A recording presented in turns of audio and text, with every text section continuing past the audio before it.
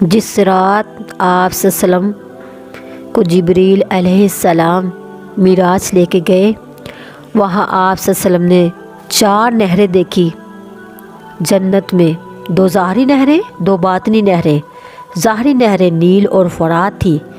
اس کا مطلب غالباً یہ ہے کہ آپ کی رسالت نیل اور فرات کی شاداب وادیوں کو اپنا وطن بنائے گی، یعنی یہاں کے باشندے نسل با نسل مسلمان ہوں گے۔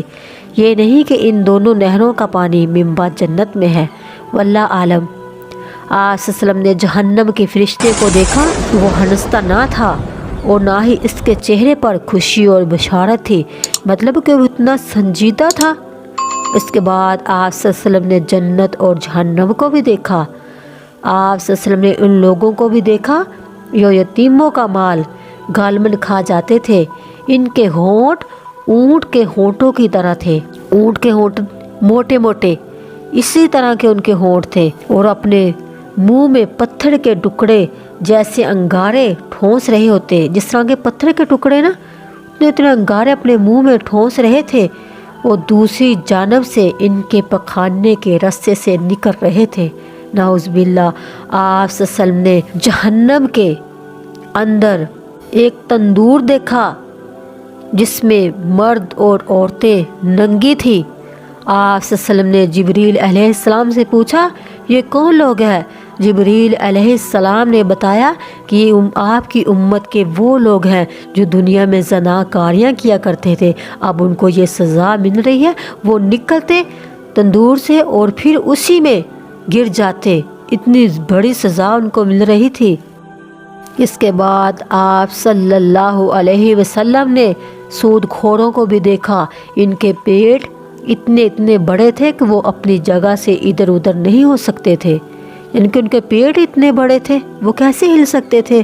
اور جب آل فرعون کو آگ پر پیش کرنے کے لیے لے جایا جاتا تو ان کے پاس سے گزرتے وقت انہیں روتے ہوئے جاتے تھے، یعنی کہ ان کے پیٹ اتنے بڑے تھے کہ وہ ہل نہیں سکتے تھے اور لوگ ان کو روتے ہوئے جاتے تھے۔ آپ صلی اللہ علیہ وسلم نے زناکاروں کو بھی دیکھا۔ ان کے سامنے تازہ اور فروا گوشت تھا، اور اسی کے پہلو بے پہل سڑا ہوا چھچڑا بھی تھا۔ یہ لوگ تر و تازہ فروا گوشت چھوڑ کر سڑا ہوا چھچڑا کھا رہے تھے، یہ ان کو اللہ کی طرف سے سزا مل رہی تھی۔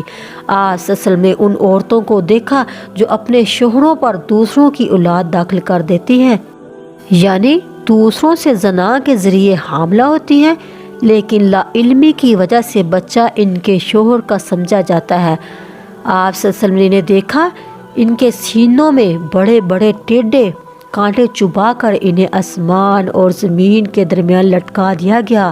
اس کے بعد آپ صلی اللہ علیہ وسلم نے آتے جاتے ہوئے اہل مکہ کا ایک قافلہ بھی دیکھا، اور ان کا ایک اونٹ بھی بتایا جو بھٹک کر بھاگ گیا تھا۔ آپ صلی اللہ علیہ وسلم نے ان کا پانی پیا جو ایک ڈھکے ہوئے برتن میں رکھا تھا۔ اس وقت قافلہ سو رہا تھا، پھر آپ صلی اللہ علیہ وسلم نے اسی طرح برتن ڈھک کر چھوڑ دیا، اور یہ بات معراج کی صبح آپ صلی اللہ علیہ وسلم کے دعویٰ کی صداقت کی ایک بہت بڑی دلیل ثابت ہوئی۔ علامہ ابن قیم فرماتے ہیں کہ جب رسول اللہ صلی اللہ علیہ وسلم نے صبح کی اور اپنی قوم کو ان بڑی بڑی نشانیوں کی خبر دی جو اللہ عز و جل نے آپ صلی اللہ علیہ وسلم کو دکھائی تھی، تو قوم کی تکذیب اور اذیت میں اور اضافہ ہو گیا۔ انہوں نے آپ صلی اللہ علیہ وسلم سے سوال کیا اور بیت المقدس کی کیفیت بیان کی۔ اس پر اللہ نے آپ صلی اللہ علیہ وسلم کے لیے بیت المقدس کو ظاہر فرما دیا اور آپ کی نگاہوں کے سامنے آ گیا۔ چنانچہ آپ صلی اللہ علیہ وسلم نے قوم کو اس کی نشانیاں بتانا شروع کر دی، اور ان سے کسی بات کی تردید نہ پڑی۔ آپ صلی اللہ علیہ وسلم نے جاتے آتے ہوئے ان کے قافلے سے ملنے کا بھی ذکر فرمایا، وہ بتایا کہ اس کی آمد کا وقت کیا ہے۔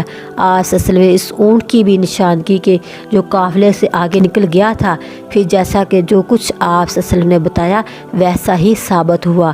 کہا جاتا ہے کہ حضرت ابو بکر صدیق رضی اللہ تعالی عنہ کو بھی اس موقع پر صدیق کا خطاب دیا گیا تھا، کیونکہ آپ نے اس واقعہ کی اس وقت تصدیق کی جبکہ لوگوں نے تکذیب کی تھی۔ اللہ تعالی ہمیں عمل کی توفیق عطا فرمائے۔ اس طرح کی اسلامی معلومات جاننے کے لیے میرا چینل سبسکرائب کریں۔ اللہ تعالی ہمیں نیکی کرنے کی توفیق عطا فرمائے۔